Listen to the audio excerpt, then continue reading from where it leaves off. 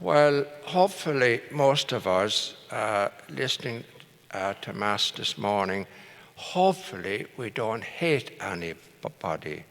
I remember reading one time, and it's something I never forgot, never let anybody drag you so low as to hate them.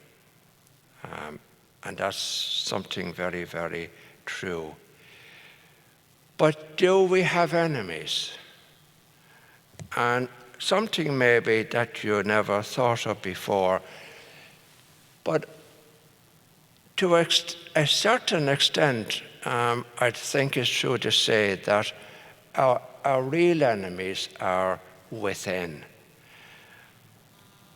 I'm often amazed by the number of people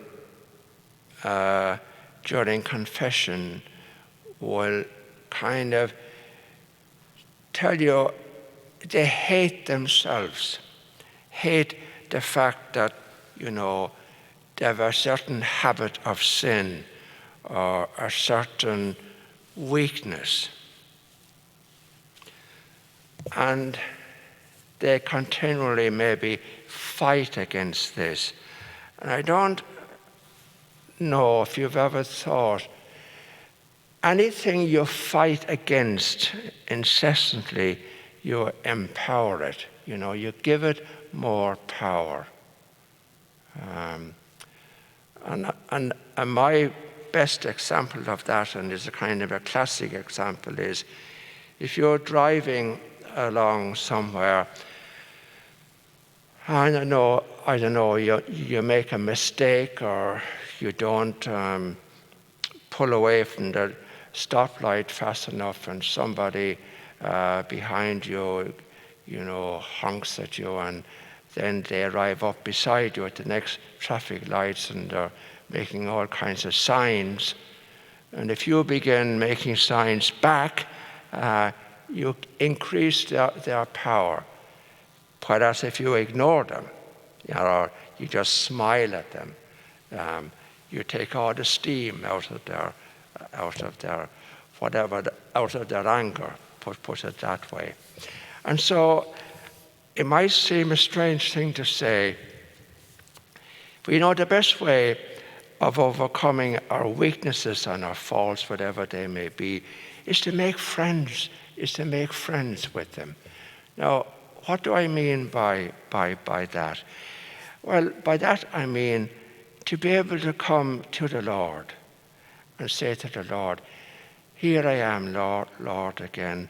I have this particular weakness and this particular habit. I wished I didn't, but I want to do my best to overcome it. You're never as near to God as when you approach Him like this. When you approach Him with your weaknesses, and here you are. You bring them before God. And I sometimes hear myself saying to people, that failing you have, or that particular sin you have, or habit you have, it's your way to God. It's a stepping stone to God. It's your cross. It's your cross to carry. And it's there for a reason. And so to then finish off on the last line, so be perfect as your Heavenly Father is perfect. A good interpretation of that is to accept your weaknesses and to cope with your weaknesses. And that's real perfection. To accept, it's me, I'm weak, I'm a sinner. And to cope with your imperfections and your weaknesses is perfection. Because you're never going to be perfect in that sense. Because we're weak human beings.